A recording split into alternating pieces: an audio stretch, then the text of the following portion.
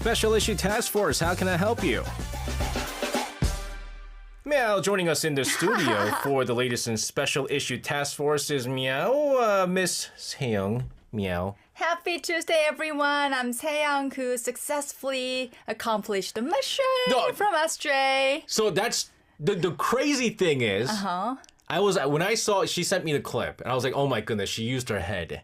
I was very creative. She was very creative with this. What I was asking you to do is what I just did right now. Say meow? Instead of like I don't meow. want to lose my job. Meow. Meow, meow. Meow like the other day. Meow the other day. And oh meow, gosh. Like I thought you were going to do that. The topic was AI cheating. So it's really, it was really difficult to say meow, not once, twice, but 3 times on TV, during live broadcast. What did you say? I was like, it's like the students are using AI devices, like all different kinds of AI devices. It's like my cousin's little kitten sneaking around everywhere without even making sound like meow, meow, meow, but still manages to cause trouble. So it's really hard to catch, but it's happening. That was my point. That whole story had nothing to do with cheating in AI, but it didn't even matter because everything was focused on meow, meow, meow. Can I give you another task? No, stop doing this. Can I give you another task? What? Like challenge? What? You say like woof, woof 3 times. Woof, woof, woof. I did it. No, tomorrow. On the show? Yeah, on the show. I could do it every day. No, you have to make a story. You have to make up a story. Yesterday, Seyoung told me to say woof, woof, woof. There you go. No, that's not fun. That's exactly what you did. That's not fun at all. That's what you did. What else do you do? You have 6 different jobs, so I'll have to think about it. The producer says that's what he does every day. But the thing Dog is, sound. It's only funny in Korean though. You can't even translate that. Dog sound means like BS, right? Yes, that's basically what it is. He's doing it every day anyways. It's not much of a challenge, right? Oh my goodness. Anyways, is that why the segment is called Task Force? You give each other's random tasks. So I challenge you. You guys are okay, right? Huh? Yes. You and Peter-nim, your relationship with Peter-nim is okay, right? Oh, we have a love-hate relationship. Love-hate relationship. We have a love-hate. No wonder. So when you're hosting Culture Wave, you should meow. 3 times. three. No, she's good at making chicken sound. Yeah, oh my goodness. She's so good at that. She has done that on the show? Yeah, the Me Quiz. Not that. I'm talking about My her quiz. show. On your show, Soa, on Culture Wave, you have to make chicken sounds 3 times randomly. Oh, challenge accepted? Challenge accepted? Probably so. Let us know, Soa. There it is. All right. Miss you. We're gonna start making, instead of making more animal sounds, let's jump right into our first issue here. President Lee Jae-myung headed over to Middle East and of course to Africa afterwards. A major 4-nation tour stretched over a span of 10 days. He's in Turkey, the final stop. Let's start off by giving us an overview of his itinerary and why the trip matters. Yeah, sure. This is one of the longest overseas trips of President Lee's term so far. A 7-night, 10-day tour across the UAE, Egypt, South Africa for the G20 summit, and finally Turkey. And it's designed not just as a diplomatic showcase, but as a way to position Korea more deeply in the Middle East and Africa at a time when global supply chains and security partnerships are shifting. So let's start with the UAE. Because the welcome ceremony really made the headlines. I think this is where there was... What? It was the hair... Oh, the hair that's UNESCO listed heritage. I thought it was wild. Traditional dance. And then when I found out about it, I was like, oh, wow, that's very special. Let's talk about this. Yeah, and it did, and for good reason. The UAE rolled out an exceptionally grand welcome, and when the presidential aircraft entered UAE airspace, Stop making fun of other people's culture. I'm not. I said it was interesting. Okay, so 4 flight jets escorted the plane all the way to Abu Dhabi.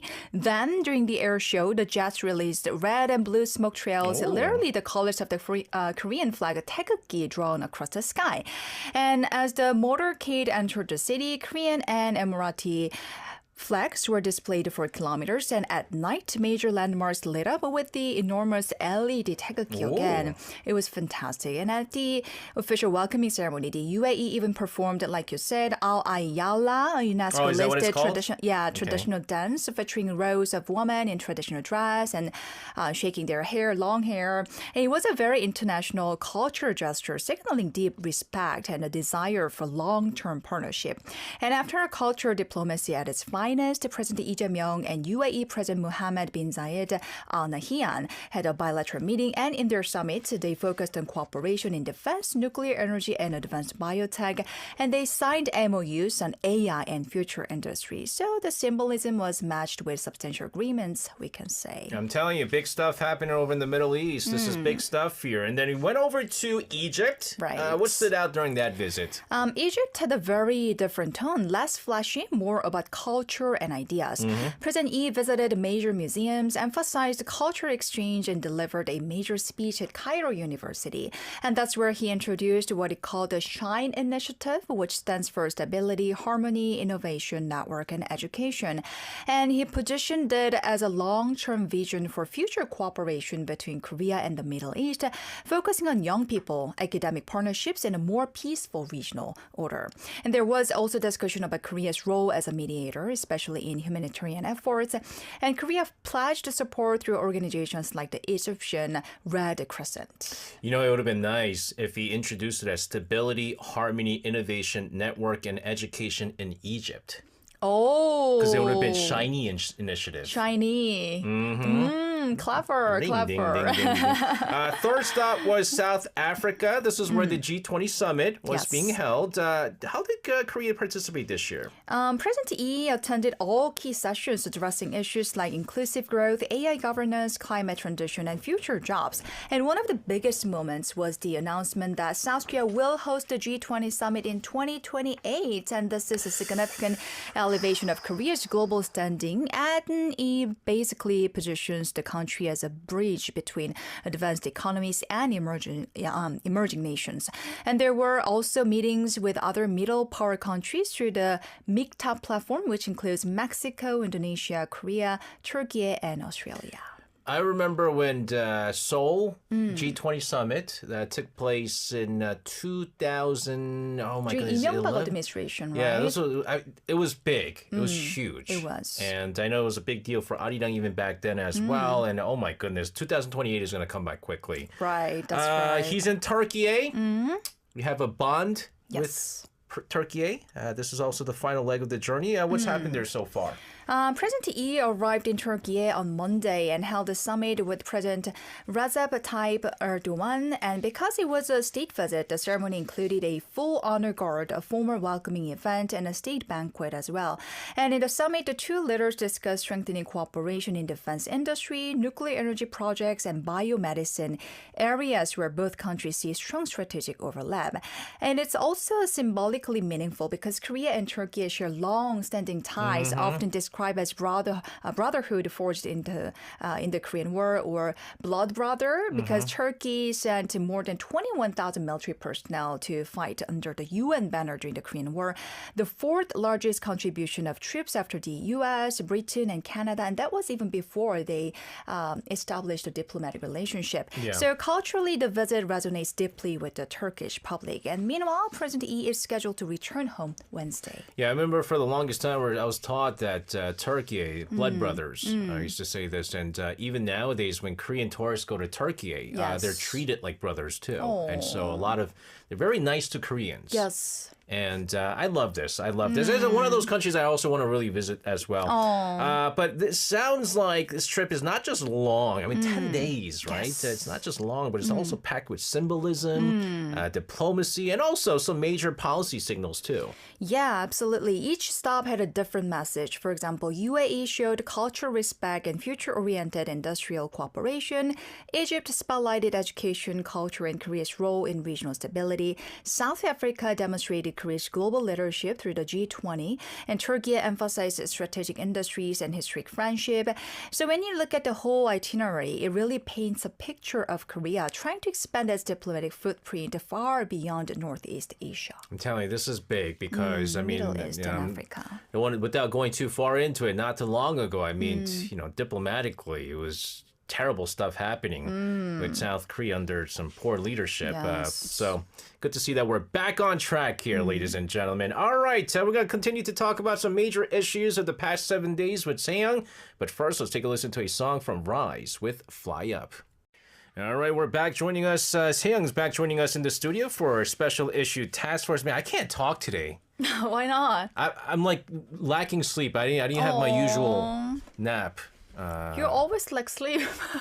No, you know what happened is I slept early yesterday and I had a really good night's sleep. Oh. And so I didn't take a nap. And like a little baby, You always have to take nap. I have to take a nap. Like Or- a baby, like a 2-year-old baby. Like a baby, I need my Loha nap. And Loha. Loha takes less nap than I do. I want her to take naps. The world is more You're peaceful. either a baby or a old man. That's true. Old people need to take naps too, right? Let's go into our next story here. I love this story. This is big stuff. This is great stuff. When I saw this, I said, amazing. Were you one of the victims? Or perpetrator? I was a victim once too. Yeah? Yeah. I got bullied as a kid, but not to the point where it was like really Physical severe. violence. Yeah. Right? And so like it's one of those bullying where I was like, I could ignore it, whatever. And it was just kind of, we'll goof it off. But Yeah. he did apologize to me later on, though. Oh, good for you. He did apologize. In the U.S.? Yes. He came to Korea because he was Korean American. apologize? No. He came on a trip. Oh, okay. And he said, let's meet up. Oh. And he said, I'm sorry I called you fat. Were you fat then? Why are you laughing? Were you fat? Why are you laughing, Sejong? I was fat. Why are you laughing? Are you a bully? No. Are you a bully? Sorry, I apologize. And then I said, Joe, I think you're apologizing because you're fat now. It's just you. And then all of that. I still love you the way you are. And then all of that was gone. Let's all accept that it's just It's the way just- you are. It was just the way you are, Bruno Mars, the way you are. No, but that's how We're all beautiful. But as you know, bullying can get very severe. Yes. And the government has made it mandatory for all universities to reflect school violence disciplinary records and admissions this year. Last year, when the policy was optional, 3 out of 4 applicants who had school violence records were rejected by universities. Yes, that's right. And some of them really good university. First and foremost, explain to us what this new rule is and when it takes effect. Yes, the Ministry of Education has formalized guidance that requires university to include a student's school violence disciplinary record when evaluating applicants for university admission. This took effect in the current admission cycle. The policy was set out as part of the 2026 admission framework and related MOE, Education Ministry guidance documents. In short, what used to be an optional university by university decision is now mandatory for every university. Nice. So you mentioned the results from last year, okay, that 75% were rejected. Walk us through those figures and what they actually mean. Yeah, of course. Data submitted to the National Assembly by the ministry covering 134 universities that reported showed that 397 applicants had identifiable school violence disciplinary entries in their student records.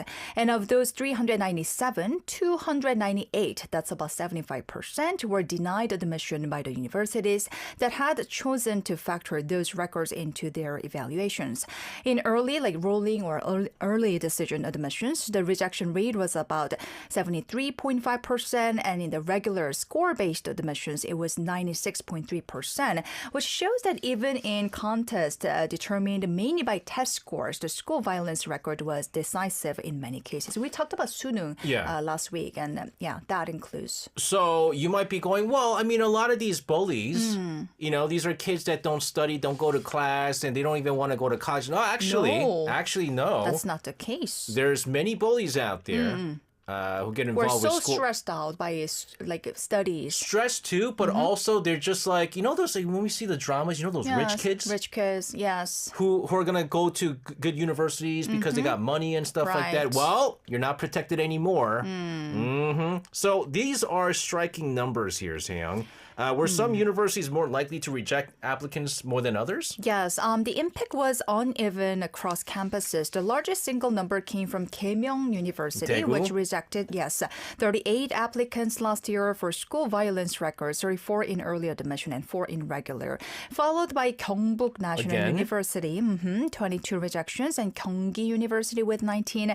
Major Seoul universities, including Seoul National University or Yonsei and Seongkyungkwan University, also recorded rejections, though the absolute numbers tended to be smaller at the most competitive top tier.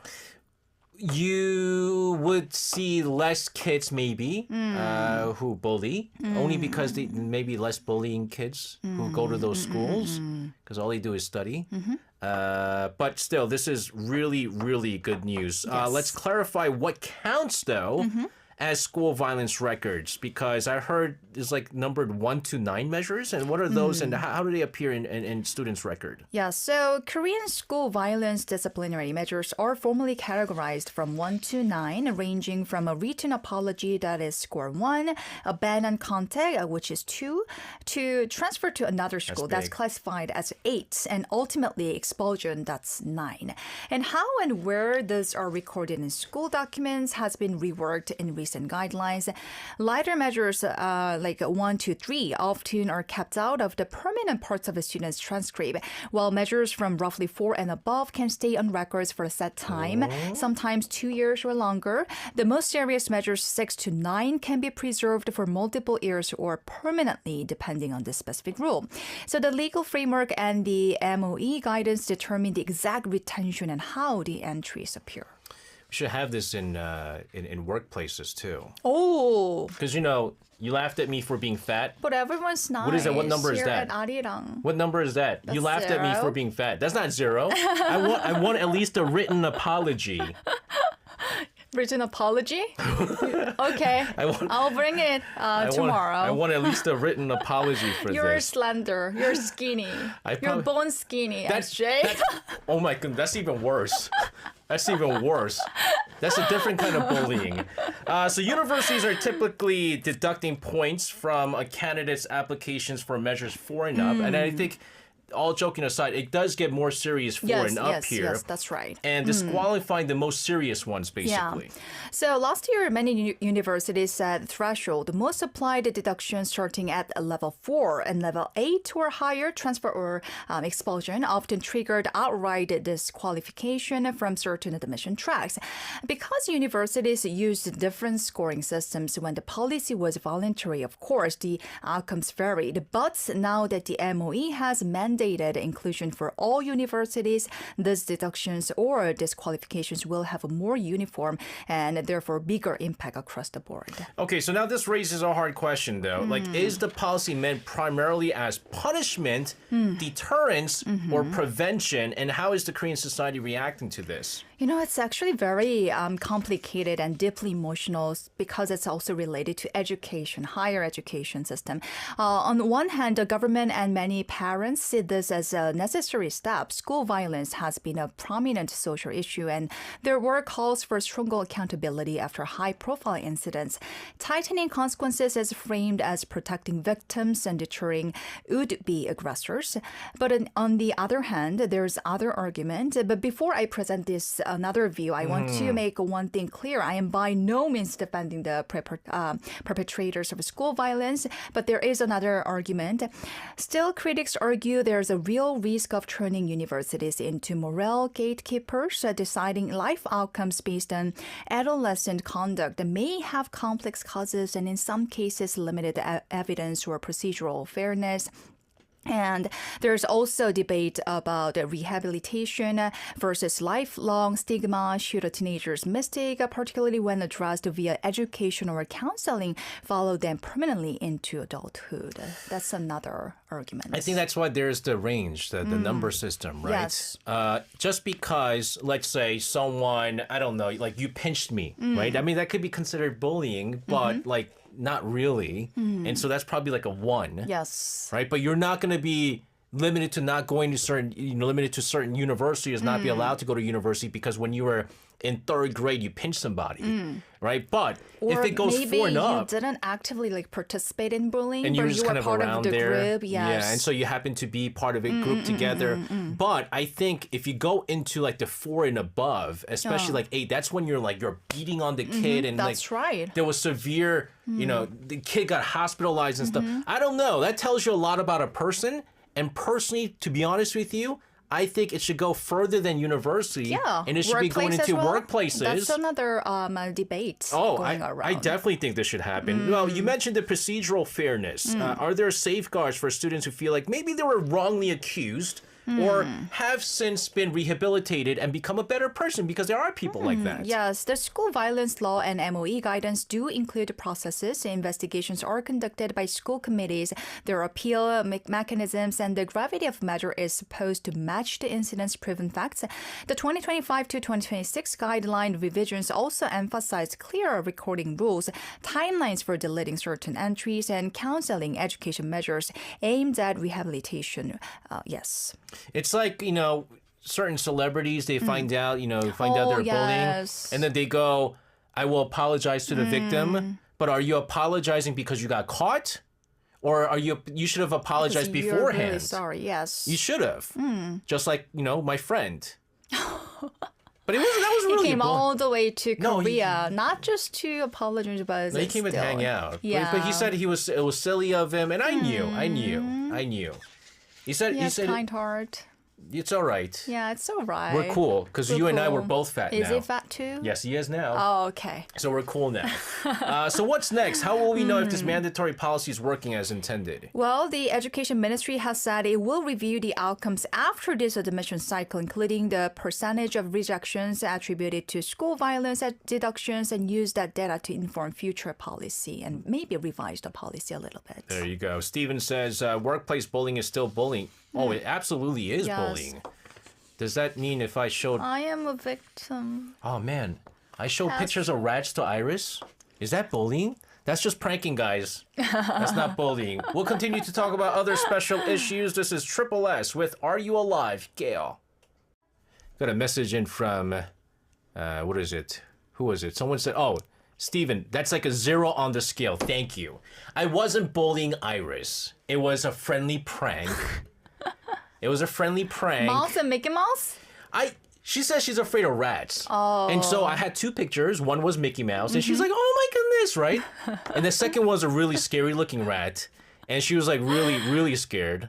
And then I put it in her cabinet. Stop scaring people. You just sitting on the sofa couch, that itself is just scary. That's true. Yeah. That's true. Some people are really afraid of me.